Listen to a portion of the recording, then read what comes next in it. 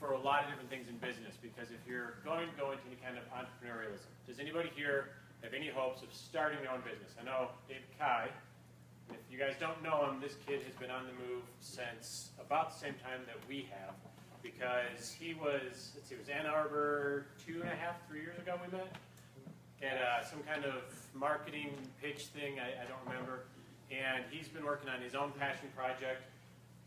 It takes a lot. It is not just something of, hey, I've got a great idea for a game, give me some money. Because guess what? Everyone in this room has a great idea, 10 ideas, 20 ideas, 30 ideas for a game that if only I had some money and a team, I could put it together.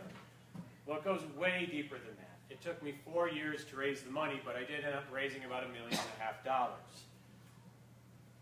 A lot of mistakes were made over 2 years because I thought things were going to work differently than they did. I assumed that because I loved this project, I'm the CEO, the lead designer of the game, I'd spent years designing it on paper, I spent years researching the market, I spent a decade, I owned a cyber cafe in East Lansing.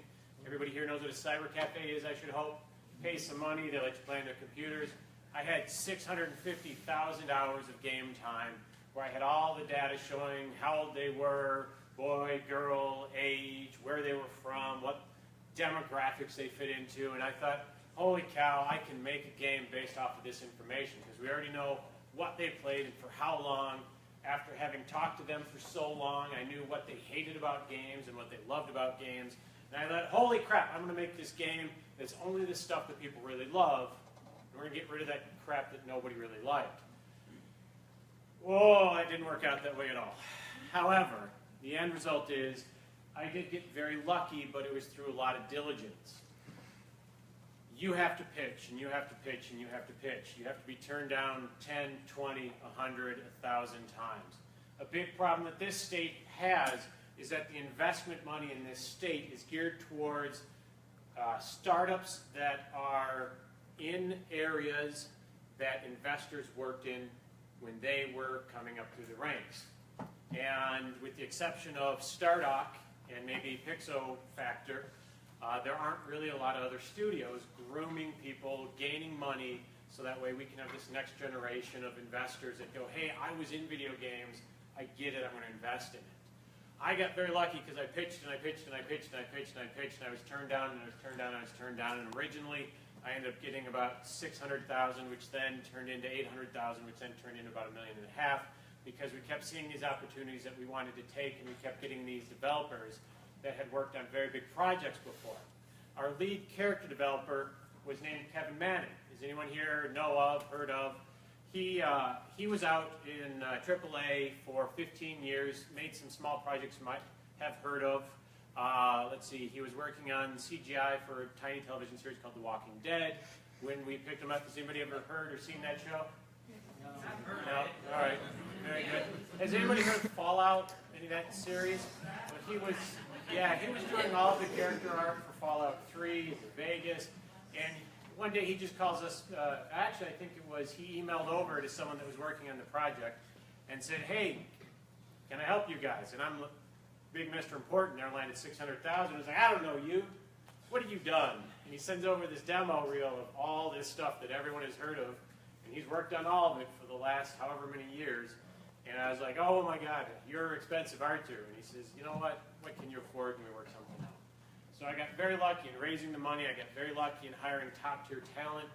I'm going to be very frank with you guys. You guys are all either recently graduated or about to graduate. Is that kind of the vibe of the room here?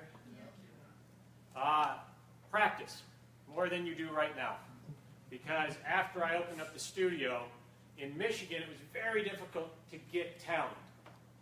There aren't a lot of infrastructure in place in order to have people know that, one, I'm a studio, and two, that you're a developer looking for a studio. So at first, I struggled because I couldn't find anybody. I looked and I looked and I looked, and I was like, oh my God, where am I going to find these artists from? I tried to make connections with MSU, with U of M, Ferris. I actually ended up, just because I thought it would matter, I did graduate with my business administration degree, magna cum laude, magnum, whatever. Just a few years ago through Ferris State University, Bulldogs. And I did end up hiring a couple of people from the DAG program. So It was difficult because there wasn't really any kind of developer exchange, simply because there aren't really a lot of developer jobs here. As Joe, I believe was the last gentleman, I'm terrible with names, pointed out, you got your 4-year and you started working in retail. I'm sure that's exactly what you were hoping for. That is more often than not the case, because you've got the whole problem of supply and demand. Not enough jobs, too many developers. Sort of. You have to make yourself known. You have to network. Just because you're a really talented artist, I'm sure all of you are really talented at whatever it is you do.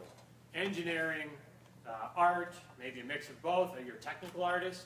You know, can you do visual effects? If you can, well, honestly, you'll have a job faster than anybody else in this room. Visual effects artists are unicorns, because you have to know math and you have to know pretty. So typically those right and left minds don't like to play together super well. But so anyway, I struggled to find artists because I had no way of knowing how to find them.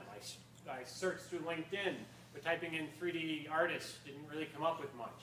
So if you are seriously looking for a job, make it painfully obvious how to find you. Make your website not look like it's from 1996. Make sure you're on LinkedIn. Make sure on LinkedIn that you actually have people giving you references. Make sure on LinkedIn that however they block it or unblock it, you are as easy to find as possible, because see how many people there are in this room? There aren't that many art jobs in this state right now available to you. There are things like Macavision. Actually, our other lead character artist, Kevin Ingracia, anybody familiar with him? He went to CCS. He worked at Macavision for several years, designing, doing all of the cleaning up of dashboards, if I recall correctly, for Nissan. And man, was he eager to get into game development. Nothing against Macavision, nothing against Nissan, but he went to school to make characters and to make video games. So, on top of making yourself painfully obvious to find, practice more than you think. What Joe also said is, take a look at websites for places that are hiring. Learn those tools.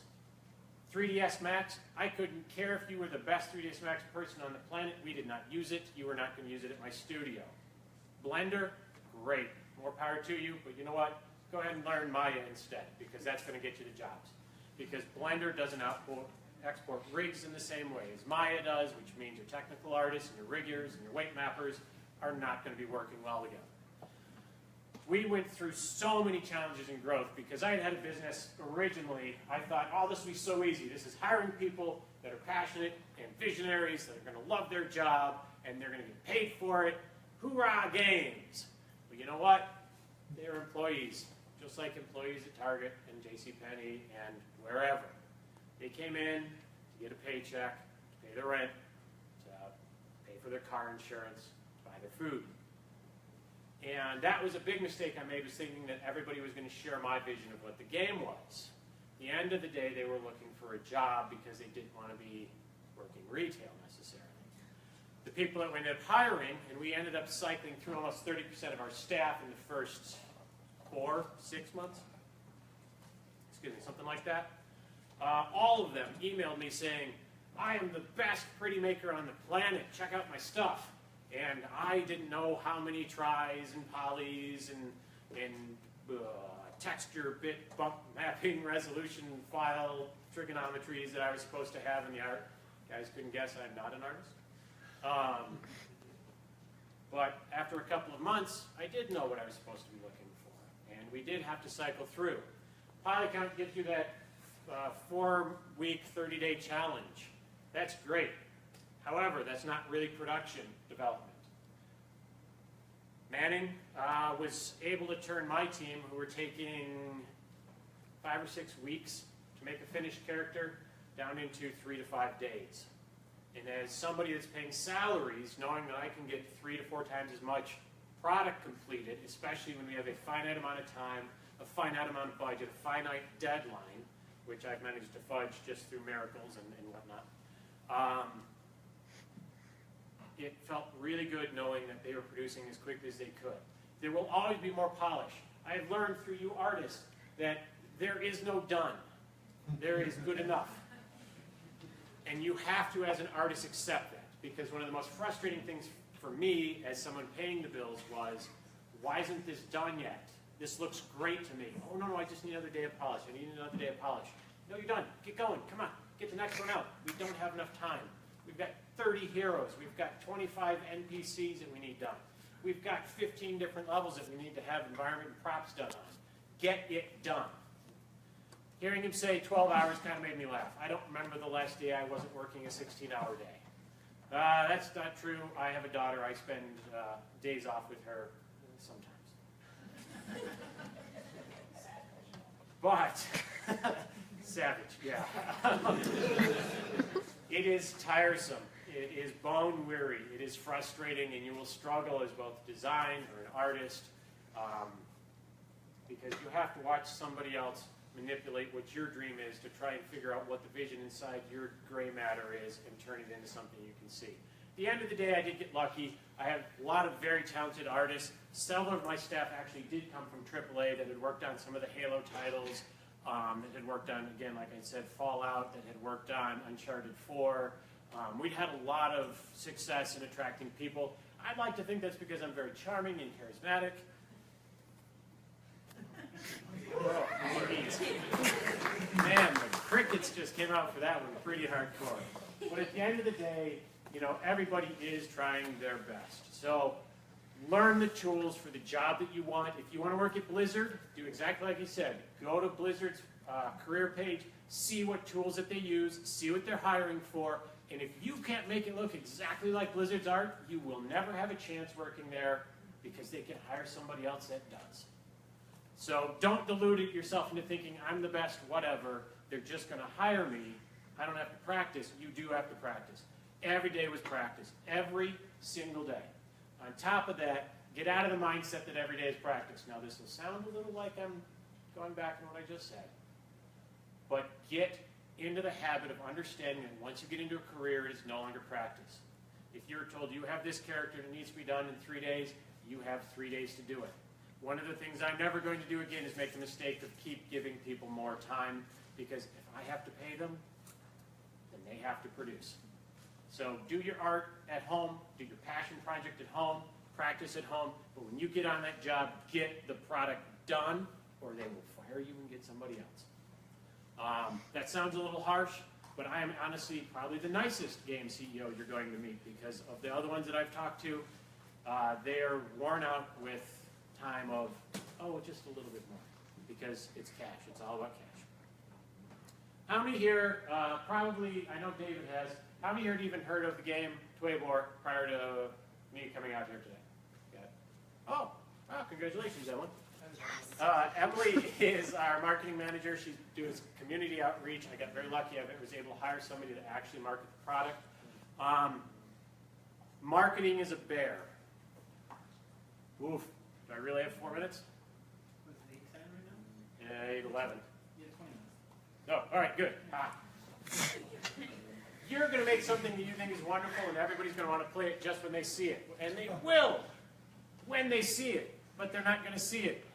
Every week, how many games go on Steam? Want to guess? 1,000. Well, it's about 200 every week. And it's mainly shovelware.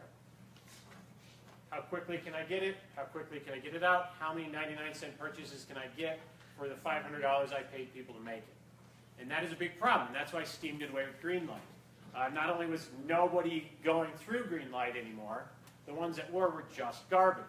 They're trying to transition into something better than that, but we don't know if it's going to work yet. We did struggle through Greenlight. It was funny because 2-3 years ago, Greenlight was getting, you had to get 1 million yes votes in order to get Greenlight.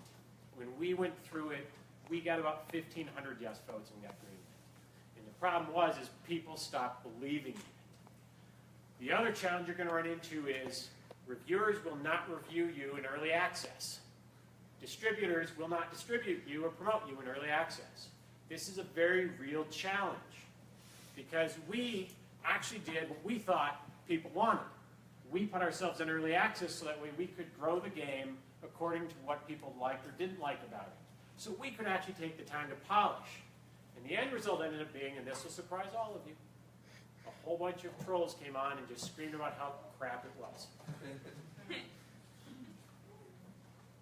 We knew that there were bugs in there. We knew that there needed polish. There will always be polish. Heck, look at AAA releases today. There isn't a single one that's pushed out the door that doesn't need polish or isn't buggery. We actually thought that people would flock to us and go, this is great. We see the developers making this thing, and we can help them make this great thing. At the end of the day, we had a bunch of people. We actually have a very small but loyal following that play with us on our game test days and our stream days, which I do recommend if you have not. We're going to do a very promotional thing here. Sign up for our Twitch so you can watch Emily. She streams every day from 2 till 3:30 p.m. And she's hilarious to watch streaming. Sometimes it's Tuebor, sometimes we do other games just to get a little bit more broader audience. Watching somebody play Surgeon Simulator is hilarious. So follow us on Twitch, find us on Facebook, Twitter if you use that, Instagram we've been using quite a bit. But even with all of that, we're struggling to get enough traction, to get enough notice, because 200 games every week or two on Steam means even if we were at the top of the list on one of the days, by day 2 we'd be at the bottom of new releases. On top of that, since we already discovered that early access is no longer being promoted by any reviewer, thanks to things like No Man's Sky or let's see, what were the 2 space ones? Elite Dangerous. Elite Dangerous, and then the other one I can't remember. Say again? Star Citizen. Yeah, Star Citizen. Mind-numbingly financial fiascos. Those are great for actually harming the indie and the Kickstarter scene. On top of that, Kickstarter is going to fail for you for the most part, because if you take a look, even AAA Kickstarters are failing nowadays since nobody believes them anymore. There are a couple very niche market ones that are garnered some success, $100,000, $150,000. Now you may think, holy crap, 150 grand, that'd be fantastic. We could make a hell of a game for 150 grand. How much do you want to get paid? Realistically, how many developers do you have on your team? Well, you'll have an artist, right? An engineer, probably. Maybe a third one for another art or a go-between. So 3 people. If you get $150,000, it means you get 1 year of each being paid $50,000 after tax, $35,000. $35,000 doesn't sound like a lot, and can you really make that passion game in 1 year with 3 people? If you think about it, the $1.5 million that we raised, almost all of it, 99%, 98% of it went towards salaries, and none of these people were being paid big dollars. Neither was I. And but when you have that many people, everybody's got to earn a living at some point. So be aware, these are cautionary tales. Scope appropriately. My vision for the game was too big, and we needed to scale it down. We went from more procedurally generated stuff into instanced battleground zones. We went from having brand new cutting edge ideas into things that were more familiar for the player. We discovered that no matter how painfully obvious we had engineered this stuff, the gamers didn't necessarily get it. UI UX is hugely important. Hugely important. I cannot stress that enough, because we discovered that the younger the gamer was, and given what our game is, the model typically tends towards young teen to 20s. If they don't get told what they're supposed to do on the screen instantaneously, they just uninstall it and write a crappy review. The days of exploration in new games, they're not gone. It's just you have to have something pretty unique and special in order to justify a large global market to actually spend the time to understand the controls. So keep that in mind. Make it easy for your customers to understand, because if they have to fight with it, why bother? I can just go play this other game that's just like yours. Be first to market. I spent too long trying to raise the money, and I should have pivoted sooner. My game is Overwatch, but 4 years ago. I started building or designing this game on paper in 2008, 2009. Many of my characters are now being called Overwatch knockoffs. And why? Because Overwatch came out 2 years before my game is going to come out. Funny thing is I don't mind being compared to Blizzard, because that's actually a pretty nifty comparison. When you hear discount Blizzard, not as nifty. I'm just trying to help everybody out here, because these are very real struggles. learn the tools, practice them daily.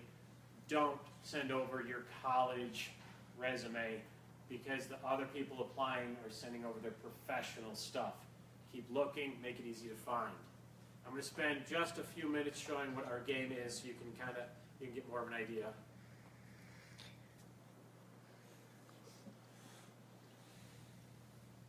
Oh, we probably swear in the channel.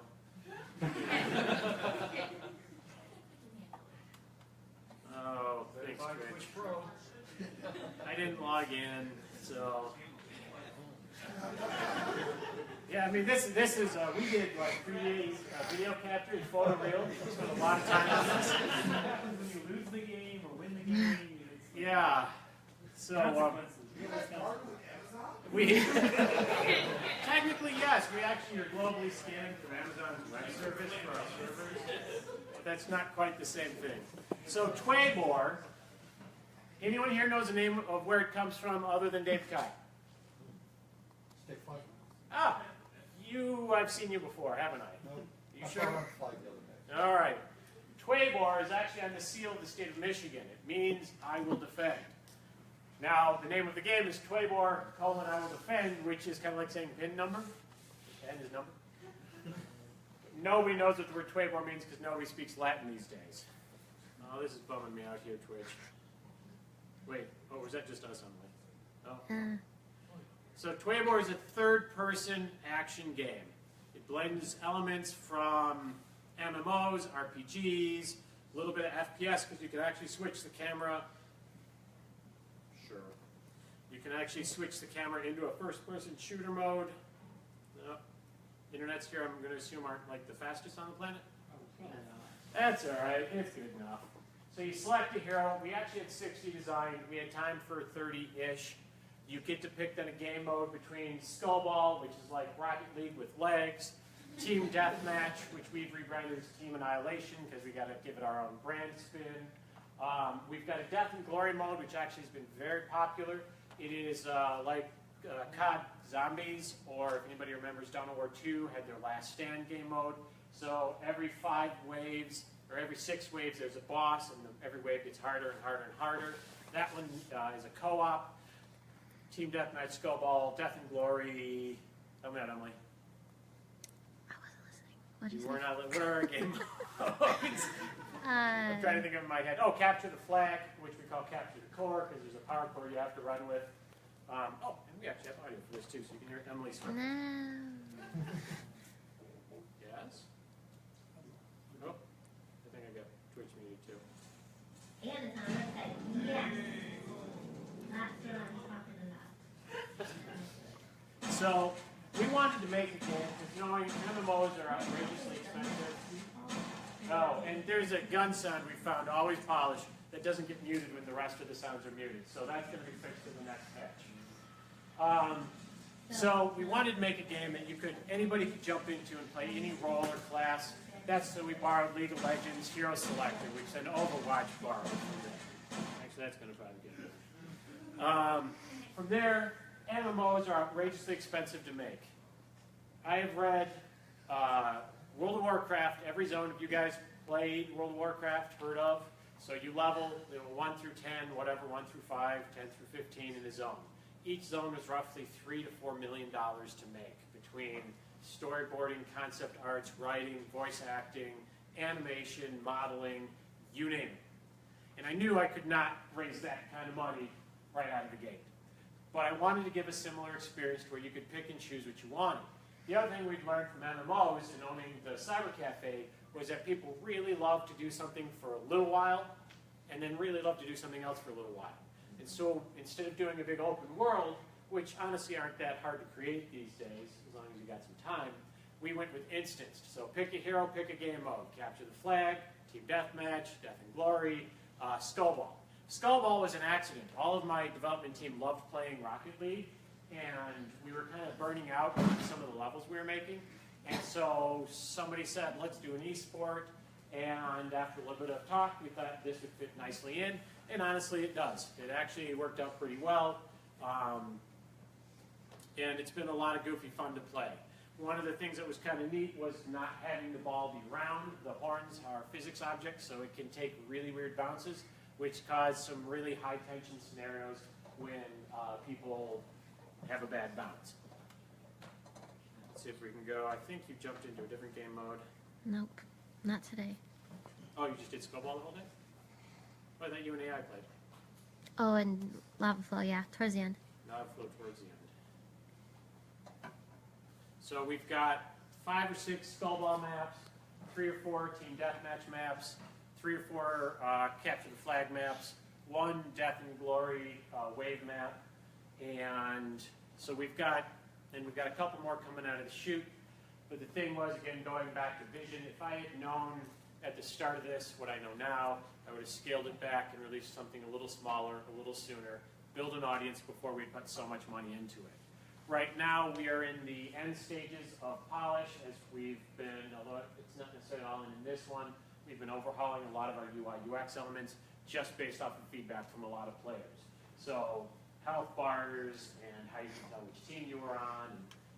These are all being slightly overhauled, so instead of just bars and numbers, you can actually see more like what the bad guys have, the league-style health chunks going down. So the trip has been long. It has been frustrating in a lot of different ways. The Michigan Film Office, which was mentioned earlier, has been a blessing and a frustration point because, unfortunately for them, they got defunded about 2 hours after we were approved for the incentive. So we were one of the last 2 to get approved, and that was phone calls to senators, that was phone calls to state representatives. It was literally the 11th hour, figuratively, whatever. The 11th hour where we got approved. It's not actually this dark, but projectors, some of our darker maps do make it seem that way. And this is the Death and Glory mode. You have to protect this facility from waves of bad guys. The other thing I would advise is, for your first game out of the chute, make a single-player game. A big problem with making a multiplayer game is it requires multiple people online all at the same time. If you look at some of even the bigger titles that have come out recently, they're struggling to get thousands of people online, and if you don't have at least a certain number to where lobbies can continuously be filled, you're going to have more and more and more of your customer base go away. Single player is a smarter play because you can buy it on Steam and play it whenever you want, or not play it. And so that's still money into your pocket. I'll kind of wrap up with a note on distributors and publishers, so that way you guys can have some realistic expectations. If you think EA is going to pick you up, they're not. If you think that Ubisoft or Activision or any of these are going to pick you up, they're not. We've run into an amusing problem. We're too good. The look of it, we were told by Electronic Arts, we don't look indie enough. We were told then by, and I don't remember which other publisher, we didn't look AAA enough. So somehow we managed to land in the looks too good to be indie but not good enough to be AAA. That is not an ideal place to be in, because the publishers will really only publish one of those 2, otherwise you're self-publishing. Right now we're reaching out to some smaller publishers because realistically we don't need a lot of traction to get the ball rolling. We just need a certain number of people playing any given time, any given day of the week, which is a struggle, again, given to how hard and how noisy this market is. A lot of the ad space is being bought up by app developers for mobile, which, if I got to see that ad instead of yours, they're going to pay more, they're going to get the spot. I know for a fact there's a mobile game development company in Wisconsin. They're paying $1 million a month to just do ads for their knockoff mobile games. $1 million a month. They brought in $192 million in revenue last year. How do you compete with that? Get a foothold, establish yourself as a developer, establish your company as a fun game company that didn't make a shovelware product. That way you can actually keep moving forward. Distributors do want to pick up games, but you have to look at the things that they're picking up. Electronic Arts, they're hoisting Unravel as their big indie game, so it has to significantly look unique in a way that's different than everybody else in order to get some traction with distributors. From there, we do every 2 weeks, we do our online game play. We love new players, we love feedback. We do take it with a grain of salt. We've heard everything from I won't play your game unless you change your hero to the way I want it, to I would play this no matter what, get more players for me. Our number one criticism right now on our Steam reviews is fun game, nobody's playing. And so that's why we're now moving into, all right, let's get ourselves a publisher of any kind, because we can't move forward without people playing. So that's kind of it. I could honestly talk on any of those topics, from art to engineering. We had artificial intelligence system from a PhD in evolutionary sciences and biological design create an AI system for us that is still dumb as rocks, and we're trying to train to be less dumb as rocks. But I know you guys are very eager to go and jump into the VR world of Disney. So we'll field a few questions, and until Randy there flags me saying, Scott, shut up. What's the best way for a hobbyist with a passion project to do market research? Market research, honestly, that one is not super hard. Take a look to see what everybody else is playing right now and try and figure out what the next step forward is. VR, AR is this weird thing because everybody's going, VR is going to be the next thing, but the problem is you don't have a lot of support for it, especially on the consumer end because of the cost of the hardware and the fact that you do have challenges with vertigo, although that's not as bad as it used to be. I personally believe that AR is going to be the next big thing, simply because it solves all of the challenges with what you do with your body in a VR space. If you recall, VR back in the 90s was going to be the next big thing. Obviously, the graphics power back then wasn't it. But nobody wants to be strapped into a chair or a floaty bed or anything like that. So for market research, look at what's about to come out. Look at what's going to be a couple years down the road. Look at what's being played now. And that'll give you a great indicator of what people are really into. One of the things that I missed was because and this is no offense to probably all of you, and I'm about to insult all of you, I hate pixel art with a passion. I can't stand it. I hate looking at it. I don't understand it. But mainly because I grew up in the 80s and early 90s, and all we wanted in that era was to have graphics look photoreal, and we couldn't wait until it was. And so now we're into an era, so I made my game to where it looked more real than, say, Paladins or Smite or WoW or Overwatch. We used dynamic real-time lighting, which is hugely processor, GPU, CPU intensive, right? They didn't do all that. Their stuff's all hand-painted and baked. But if I had been a smarter man, I would have made a smaller project that dealt with things that the audience actually wanted, which right now, for whatever reason, pixel art, retro art is very popular. However, keep in mind, that means that everybody else is probably making it right now. So try and figure out what's coming after pixel art. Is it going to be a prettier pixel art? Is it going to be a photorealistic pixel art? I don't know how that happened. But try and figure out what's popular and what the next thing is going to be. What was your inspiration for your character environment designs? I love cyberpunk. Our game has so many cyberpunk influences. I love Fifth Element. I love Star Trek. I love Shadowrun. I love Blade Runner.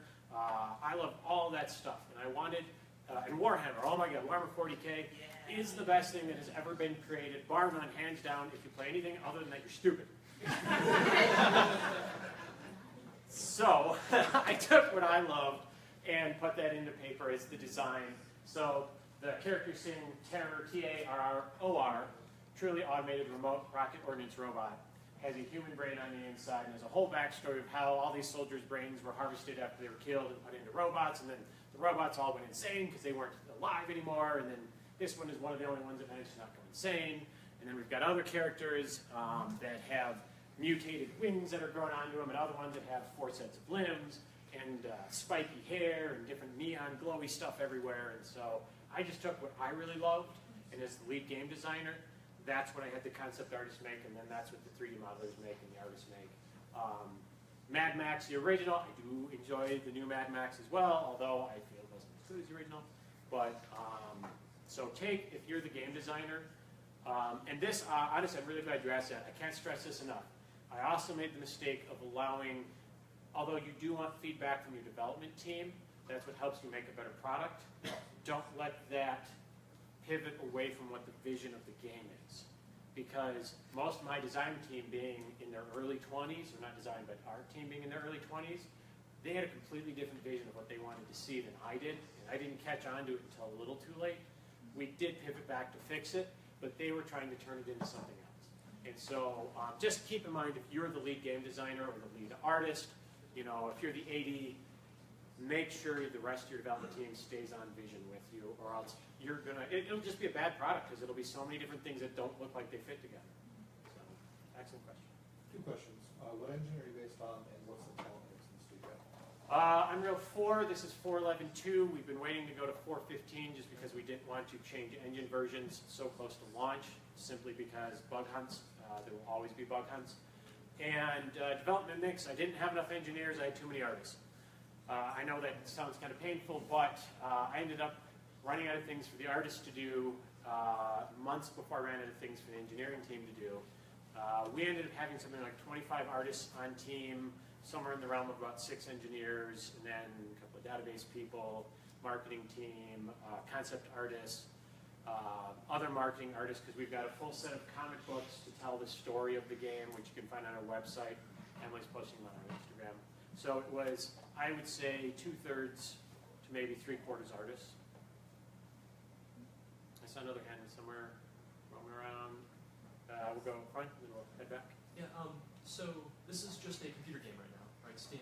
Correct. Do you have any plans for console release, and what's your timeline look like? We do. I had originally planned on releasing on all the platforms because Unreal, we picked that because it has amazing support for all the, pretty much every platform, and even with the new one, I don't remember if it's 4.15 or they're going to put it in, but the Nintendo Switch is about to already has support through Unreal. I absolutely hate Unity. I think it's a great practice tool, but it didn't end up having any of the tools that we needed to develop with. I think it is also great for very small projects, but at the end of the day, I'm just not a fan given the tool set that's available on Unreal. And when Unreal went free with just a 5% revenue share, it was a no-brainer, because we looked at 10 different engines when we were going to do this. I just drifted away from the question, don't remember what it was. Throw it back at me. Yeah, just like, what's your timeline for that, if you still have plans to go on console? Oh yeah, we do. We got registered through Sony and Microsoft to be console developers, but there are a lot of hoops you have to jump through. They have something like a 2 to 3 month QA, QC time. There is tons of other paperwork, and you basically have to have a whole other team that can port that over. And so we wanted to nail the PC launch and then take it over onto consoles, because we've already integrated. You can use the PlayStation 4, the Xbox, or the Steam controller with the game. It's already fully supported, so pending a successful PC launch, it'll easily be able to. Oh, do not make the mistake of targeting Mac or Linux. Ah. So loud. I'm going to say this with passion, because I was passionate about porting to Mac and Linux. Now, if you have a very low resource needing game, go on Mac. The reason nobody ports to Mac is because they do not ship with GPUs that can handle any kind of graphics. They ship 30-inch, LEDs with an integrated video chip, and it's a 5K monitor. It can barely play solitaire. I was so mad. We spent months porting and compiling to Mac and going through all their garbage just to find out that no Macs could even play it, because the Mac GPU supports OpenGL 3 or below, and Unreal version 4 supports OpenGL 4 and above. And we discovered a bunch of very angry Mac people who had bought their, whatever, $1,100, $1,500 MacBooks, who couldn't play the game and said it was crap and it crashed all the time. And we're like, oh my God, we're not crashing at all. What's the problem? Oh, your GPU doesn't support it. So if you have a very small project that doesn't have high requirements for GPU, you'll be fine. But if you have any kind of, honestly, depth for your shaders, your textures, your lighting especially, you will not be able to play it on a Mac, no matter how much you want it to. It won't. Linux is a different problem. The Linux community, although half were very supportive, the other half were outrageous trolls. And since there's so many distros of Linux, and none of them have any kind of cohesion to them, and the driver updates are irregular at best, we discovered that, holy crap, it works for this one, but not that one. Now we have to try and support 15 different OSs. Just wasn't worth it. Did you just target Ubuntu? Actually, Ubuntu was the one that we had been using to develop it on, and it worked just fine with that.